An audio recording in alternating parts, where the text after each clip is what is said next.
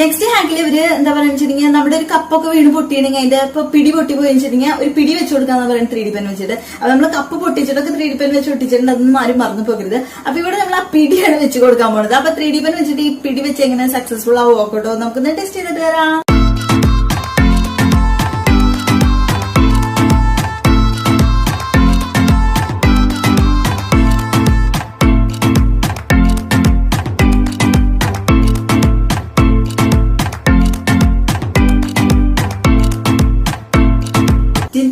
അപ്പൊ ഇതാണ് നമ്മുടെ 3D പെൻ വെച്ചിട്ടുള്ള പിടിയും ഗ്ലാസും.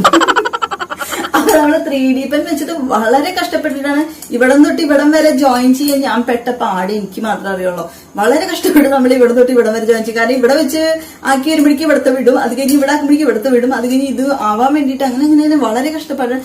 3D പെൻ വെച്ച് ചെയ്യുമ്പോ അത് വളരെ എന്താ പറയാ സോഫ്റ്റ് ആയിട്ട് ഇങ്ങനെ തളർന്നു വീഴും. പക്ഷെ കുറച്ച് നേരം കഴിയുമ്പോഴാണ് അത് ഹാർഡായിട്ട് വരാം. ആ ഹാർഡാവണ വരെ നമ്മളൊന്ന് കാത്തിരിക്കുന്നത്. ആർച്ചൊക്കെ അവരെങ്ങനെയാണ് അങ്ങനെ ഈസിയായിട്ട് ചെയ്യണം എനിക്കറിയില്ല, നമ്മളെ പറ്റിക്കണമെന്നാണെന്ന് അറിയില്ല. അപ്പൊ ചിലപ്പോൾ എക്സ്പേർട്സ് ആയിരിക്കും കേട്ടോ, അതുകൊണ്ടായിരിക്കും. നമ്മൾ വളരെ കഷ്ടപ്പെട്ടാണ് ചെയ്തത്.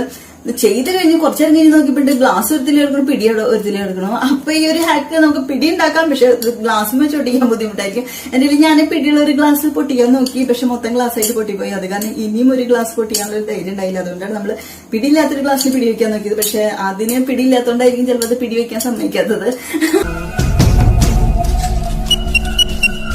അപ്പൊ ഇതൊരു സക്സസ്ഫുൾ ഹാക്ക് അല്ല, ഇതൊരു ഫ്ലോപ്പ് ഹാക്കാണ്. എന്താ വെച്ചാൽ 3D പെൻ എല്ലാ സാധനങ്ങളും ഉണ്ടാക്കാം, പക്ഷെ അത് ഫിക്സ് ആയിട്ടിരിക്കും എന്നുള്ളത് നമുക്കൊരു ഉറപ്പ് പറയാൻ പറ്റില്ല എല്ലാ ഭാഗത്തും.